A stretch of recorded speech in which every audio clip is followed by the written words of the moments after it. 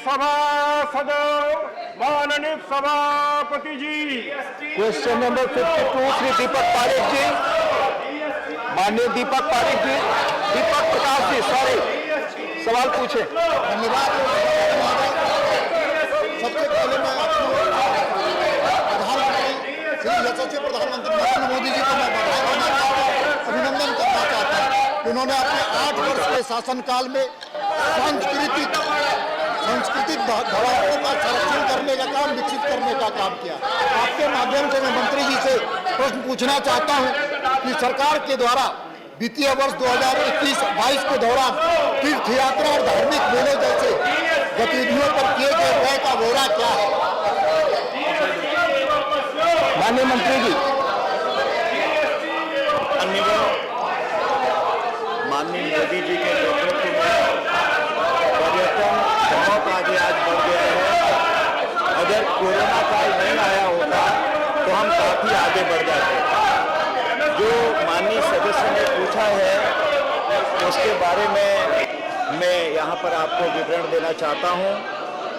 हमने अभी तक जो मेलों और त्योहारों को 2021-22 में धनराशि इस ऑर्डर में है, पॉइंट ऑफ ऑर्डर में नहीं ले सकता। अगर सारे सदस्य अपनी सीट पर जाए तो मैं पॉइंट ऑफ ऑर्डर ले सकता हूं। उसमें Mizoram, if all members go back to their seat I will take point of order, otherwise no point of order please. 50 lakh, Madhya Pradesh 50 lakh, Meghalaya 50 lakh, Chandigarh 30 lakh, Nagaland 30 lakh, Sikkim 50 lakh, Uttarakhand 50 lakh, Arunachal Pradesh सभी लोग अपनी सीट पर जाए, मैं पॉइंट ऑफ ऑर्डर सुनूंगा। पॉइंट ऑफ ऑर्डर डिसऑर्डर में नहीं सुना जाता। ये माननीय मेंबर बड़े सीनियर हैं दोनों। हिमाचल और हरियाणा सूरज प्लीज अपनी सीट पर जाइए, मैं पॉइंट ऑफ ऑर्डर सुनूंगा। प्लीज जो माननीय सदस्य दूसरी सीट पर बैठे वो भी अपनी सीट पर चले जाए एज पर रूल्स। प्लीज जो सदस्य दूसरी जगह बैठे वो अपनी सीट पर जाए प्लीज। मैं पॉइंट ऑफ ऑर्डर सुनूंगा, मैं सुनूंगा। Yes, point of order. I want to tell you. First, पहले आप प्लीज अपनी सीट पर बैठे। प्लीज आपस में बात न करें, प्लीज अपनी सीट पर बैठे। त्रिचू शिवाजी ने पॉइंट ऑफ ऑर्डर उठाया है। I am giving him opportunity, पर प्लीज टेक। मैं आता हूं, मैं अभी आता हूं, आपको सेकंड आता हूं प्लीज। नहीं, Trichy Shivaji yes tell sir.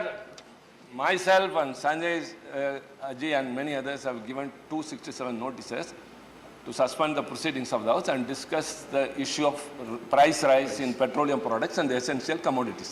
No ruling was given this morning. No, I'm not going back. Chairman has made clear.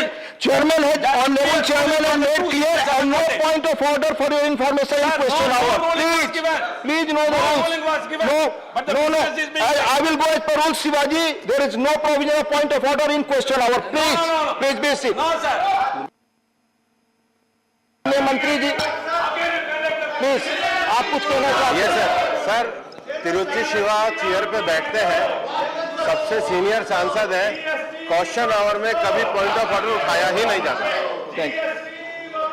Deepak ji, आपका सवाल सेकंड सप्लीमेंट्री। मंत्रालय को बधाई भी देना चाहता हूं, उन्होंने खूब अच्छा और बेहतर काम किया पूरे देश के लिए। लेकिन सर, झारखंड जो 16 राज्य दिखाए गए हैं उसमें झारखंड का कहीं उल्लेख नहीं है।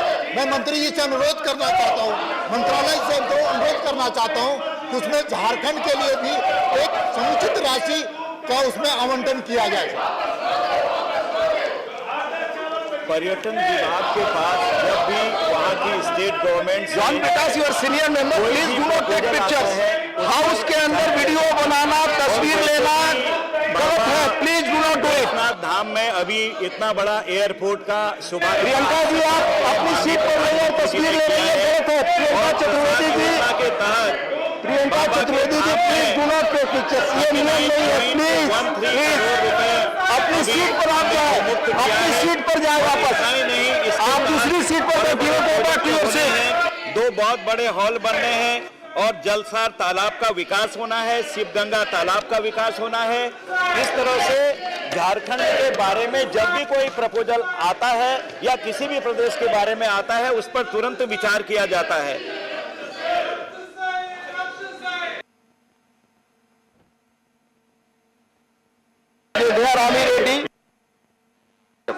माननीय मंत्री जी, सर सदन के पटल पर first supplementary they Rami Devi.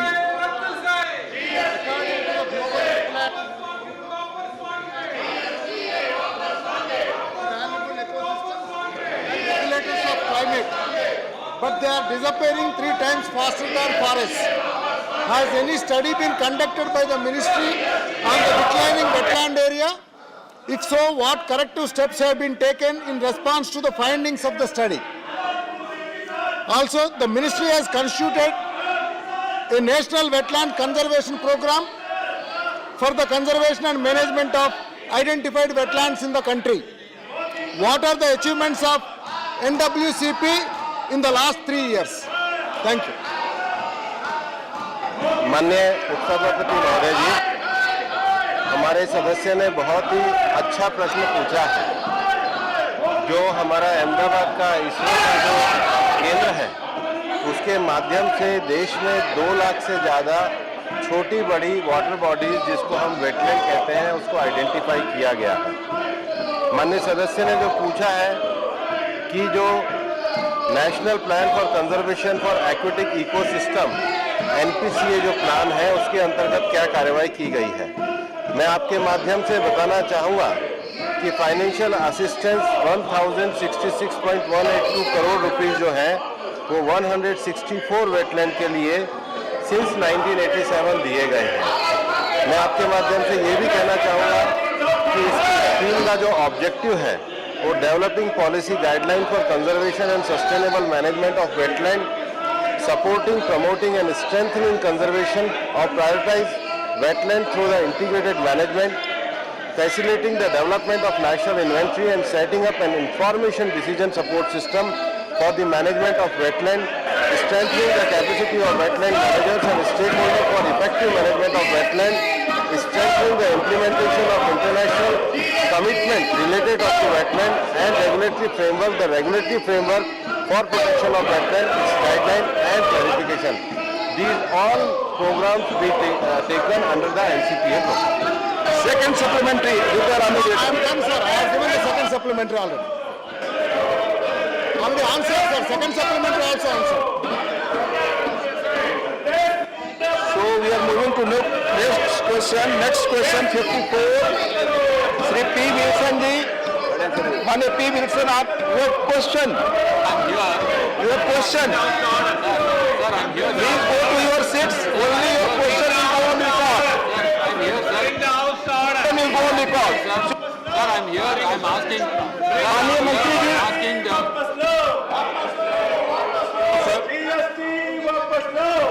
No question, no supplementary on question number 54. No supplementary. laid on the table of the house, sir. Thank you. Question number 55, Shri S. Selvagan Bathi. Selva Ganpati. Honorable Shri S. Selva Ganpati.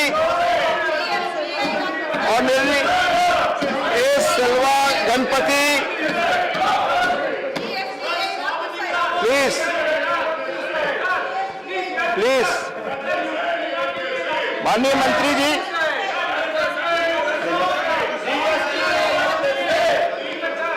put your first supplementary. Put your first supplementary. Sir, I'm very नहीं जा रही है question answer के अलावा.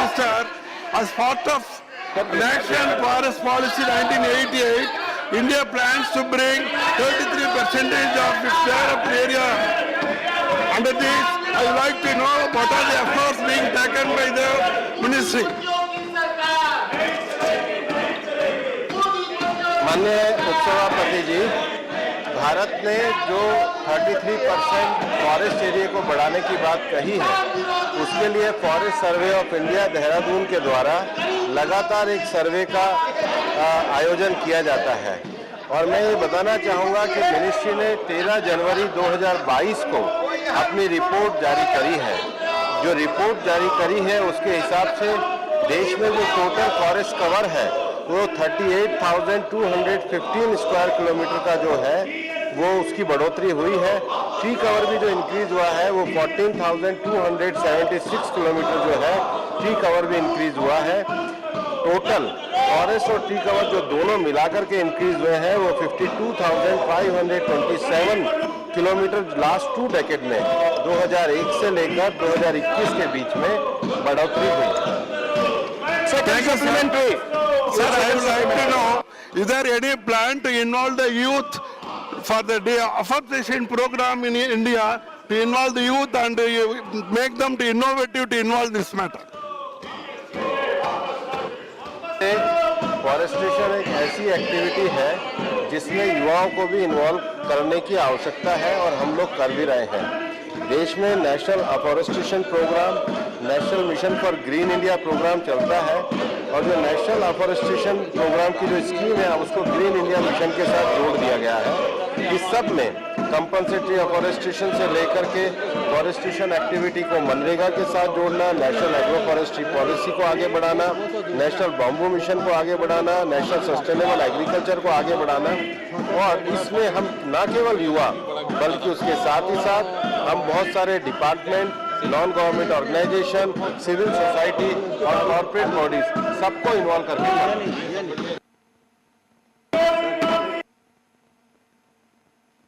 माननीय राधा मोहन दास अग्रवाल।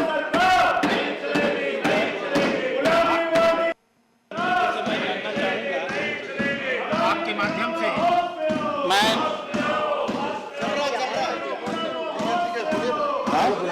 आपके माध्यम से मैं माननीय मंत्री जी से जानना चाहूंगा, ये जितने भी वृक्षारोपण कार्यक्रम है इसमें हम गैर फलदार वृक्षों को लगाते हैं, इसका क्या कोई विशेष कारण है? और यदि नहीं है तो क्या सरकार इस बात पर विचार करेगी कि हम आगामी जितने भी वृक्षारोपण कार्यक्रम करें उनमें फलदार वृक्षों को लगाने की योजना बनाएं? माननीय उपसभापति महोदय, हमारे द्वारा जो फॉरेस्टेशन प्रोग्राम चलता है, हमारी प्राथमिकता इस बात पे रहती है कि जो हमारे नेटिव वृक्ष हैं, जो हमारी जलवायु के हिसाब से, हमारे वातावरण के हिसाब से है, वो ज़्यादा से ज़्यादा लगाए जाएं। और ये माननीय सदस्य का सुझाव है, निश्चित रूप से वृक्ष फलदार भी लगने चाहिए, लेकिन उसके साथ जो नेटिव जो जलवायु है उसके हिसाब से वृक्ष लगने चाहिए, जो हमारा डिपार्टमेंट प्राथमिकता के आधार पर कर रहा है। Question number 56, doctor Fauzia Khan. माननीय मंत्री जी, उत्तर सदन के पटल पे रखा गया है। No supplementary. G K Vasan, mister Vasan please.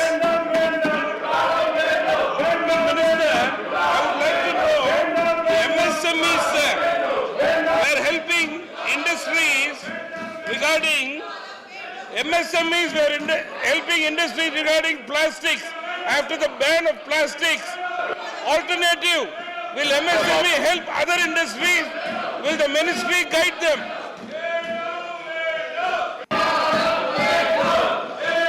माननीय उपसभापति जी, जो प्लास्टिक बैन का विषय है ये देश के पर्यावरण के साथ जुड़ा हुआ विषय है। 2018 में माननीय प्रधानमंत्री जी ने पूरे दुनिया से बीट द प्लास्टिक का आह्वान किया था। इस बार भी जब दुनिया की असेंबली नैरोबी में हुई थी तो दुनिया के सभी देशों से कमिटमेंट किया गया था कि देश अपने अपने जगहों पर प्लास्टिक बैन को निकाले। हमने जो सिंगल यूज प्लास्टिक बैन का नोटिफिकेशन निकाला था ये अगस्त 2021 में निकाला था, और निकालने के बाद हमने MSME के साथ हैकाथन करके इसके विकल्पों को भी दिया गया था। वो सारे विकल्प देने के साथ साथ मिनिस्ट्री ऑफ MSME के द्वारा हमारे जो प्लास्टिक उत्पादन में इकाइयां हैं उनको विकल्प पर जाने के लिए अनेक तरह की योजनाएं दी हैं, और अभी भी मिनिस्ट्री इस बात पर पूरी तरीके से प्रतिबद्ध है कि MSME के साथ में मिलकर के जो बायोडिग्रेडेबल जो विकल्प हैं उन विकल्पों की ओर जाया जाए। और मेरे को बताते हुए खुशी है कि बहुत सारी राज्य सरकारें, बहुत सारे MSME और औद्योगिक संगठन इसके लिए कार्य कर रहे हैं, और ये एक ऐसा विषय है जिसको सबको मिलकर के करना चाहिए। डॉक्टर अनिल जैन।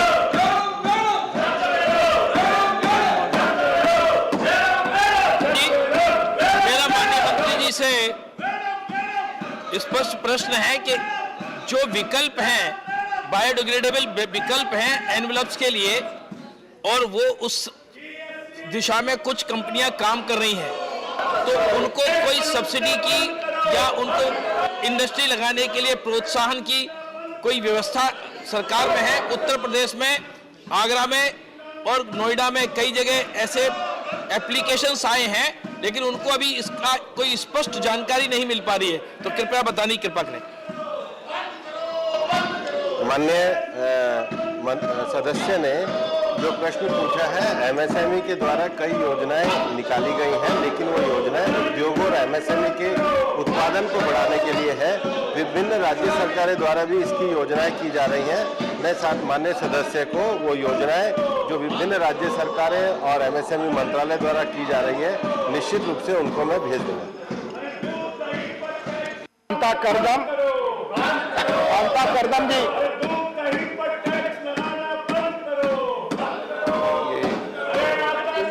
जी, आपके माध्यम से मैं मंत्री जी से मेरा एक सवाल था कि जो हमारे यहाँ पीने का पानी में बोतल और दूध में भी इस्तेमाल पानी की प्लास्टिक की जो थैलियाँ इस्तेमाल करी जाती हैं और जो प्लास्टिक के गिलास इस्तेमाल करे जाते हैं, ज़्यादातर देखा होगा जो इवेंट होता है, कोई भी मेला ऐसा होता है तो तमाम तरह की वहाँ बोतलें देखी जाती हैं वहाँ पर है, तो उनके लिए भी कुछ आप लोगों ने, जो मंत्री जी से मैं पूछना चाहूँगी कि इनके बंद करने का भी कुछ ऐसा भी कोई प्लान है कि आगे जो पानी की बोतल है जो बाजारों में बिकती हैं कि वो कांच की बोतल में उपलब्ध हो, जो पर्यावरण से भी बहुत राहत मिलेगी, मुक्ति मिलेगी। धन्यवाद। माननीय उपसभापति जी, मैं ये स्पष्ट करना चाहूँगा कि सिंगल यूज प्लास्टिक में जो प्लास्टिक ऐसा है जो जिसको वापस नहीं लिया जा सकता, जिसको कलेक्ट नहीं किया जा सकता और 75 mm से कम है, उसको अभी बैन किया गया है, और जो 120 mm का है वो 31 दिसंबर से बैन किया जाएगा। इसके साथ ही साथ जो पानी की प्लास्टिक बोतलें हैं, जो ब्रांडेड बोतलें हैं, उनके लिए EPR पॉलिसी लाई गई है। ये एक्सटेंडेड प्रोड्यूसिंग जो लाइबिलिटी है, इसके अंतर्गत जिनके द्वारा उनको निर्मित और उत्पादित किया जाएगा, उनको पुनः संग्रह करके देना होगा, और वो गाइडलाइन और रूल भी लागू कर दिए हैं। माननीय सदस्य को भी मैं वो रूल की कॉपी उपलब्ध करा दूंगा। क्वेश्चन नंबर 57, श्रीमती मौसम नूर। माननीय मंत्री जी, प्रोफेसर मनोज झा।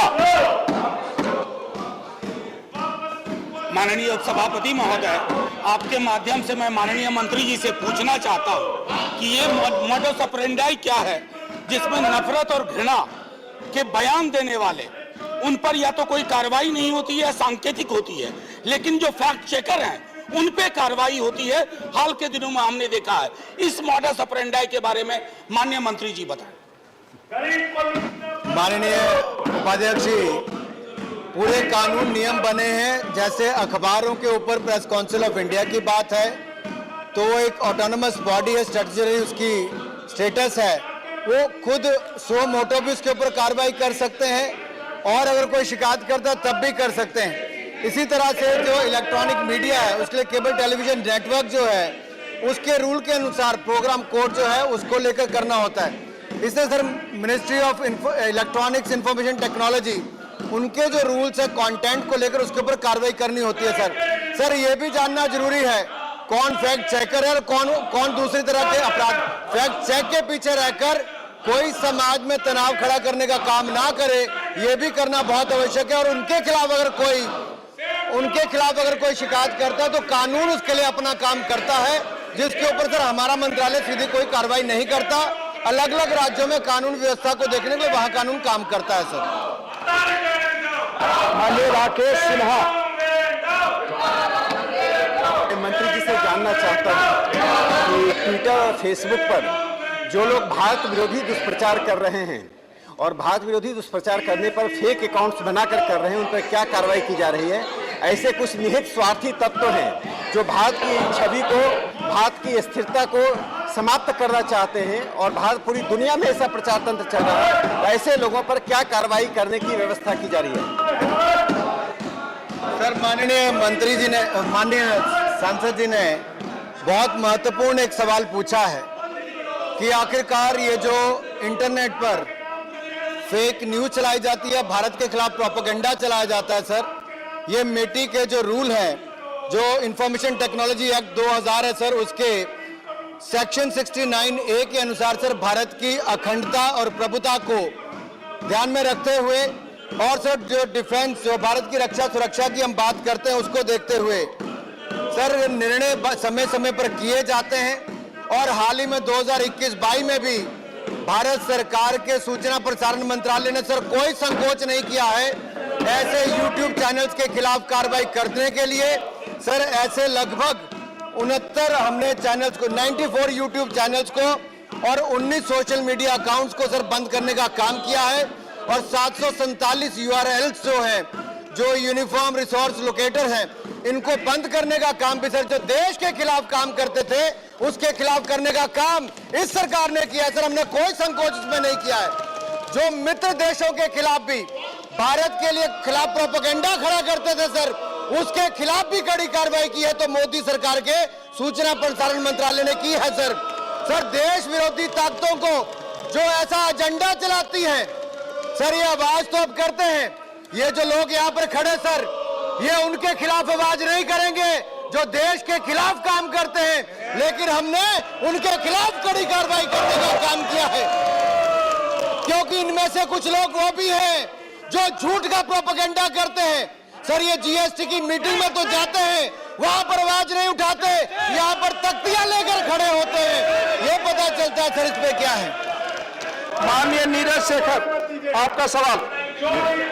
माननीय अध्यक्ष जी, माननीय उपसभापति जी, मैं ये जानना चाहता हूं माननीय मंत्री जी से कि ट्विटर और फेसबुक की बात कई बार होती है, लेकिन जो कुछ लोग सार्वजनिक जीवन में हैं जिनके वक्तव्य से असर पड़ता है समाज पर, जैसा कि आप जानते हैं कोविड समय में कई लोग भ्रमित चीजें फैला रहे थे, अग्निवीर के बारे में भ्रमित चीजें फैला रहे हैं, इनके बारे में क्या कर रही है सरकार, मंत्रालय क्या कर रहा है? समाचार पत्र के में छप जाती है इनकी खबरें, उनके बारे में क्या हो रहा है, मैं माननीय मंत्री जी से जानना चाहता हूं। सर माननीय नीरज शेखर जी बहुत वरिष्ठ सदस्य हैं और बहुत गंभीर सवाल भी उठाया सर कि आखिरकार ये कोई ऐसा व्यक्ति फेक न्यूज नहीं फैला रहा, ये वो लोगों की बात कर रहे हैं जो कभी चुने हुए प्रतिनिधि थे या हैं। कुछ लोग आज भी तख्तियां लेके खड़े होंगे, कुछ बाहर खड़े होंगे, कुछ अंदर खड़े होंगे। सर सवाल ये खड़ा होता है कि आपदा के समय, सर आपदा के समय कुछ लोग वैक्सीन को लेकर प्रचार करते थे, लेकिन सर देश के लोगों ने 200 करोड़ में, माननीय मंत्री जी ब्रीफली उत्तर दें। माननीय उपाध्यक्ष जी, 200 करोड़ वैक्सीन देश के लोगों ने लगाने का काम किया, उनको मुंह तोड़ जवाब दिया है जो लोग वैक्सीन को लेकर भ्रम फैलाते थे। कुछ लोग सर आज जीएसटी को लेकर दुष्प्रचार करते हैं, लेकिन वहां पर मीटिंग में इनके लोग वहां पे कुछ नहीं बोले सर। ये सर ऐसी खबरें। दूसरा सर अग्निवीर को लेकर सर देश में अंदर करवाने का काम कुछ लोगों ने करवाया, लेकिन सच्चाई है सर लाखों युवाओं ने प्रतिवेदन किया है सर, लेकिन सर मैं अखबार माननीय मंत्री जी ब्रीफली उत्तर दें कि सच्चाई देश के सामने आए और सर हम प्रयास करते हैं कि अखबार हो, चैनल्स हो या ऑनलाइन चैनल्स हो सर, वो सच देश के सामने लाए। कानून के अनुसार हमें जो करना है सर हम वो मंत्री जी, लेकिन सर हम सबका प्रयास ये रहेगा कि जो चुने हुए प्रतिनिधि हैं वो झूठ का प्रोपेगेंडा ना करे और अखबार के पत्र भी उनको या टीवी चैनल भी उनको उस तरह से प्राथमिकता ना दें, सच देश के सामने जाए, ऐसी हमारी प्राथमिकता सदा रहेगी सर। क्वेश्चन नंबर 58, माननीय जॉन ब्रिटस। माननीय मंत्री जी 58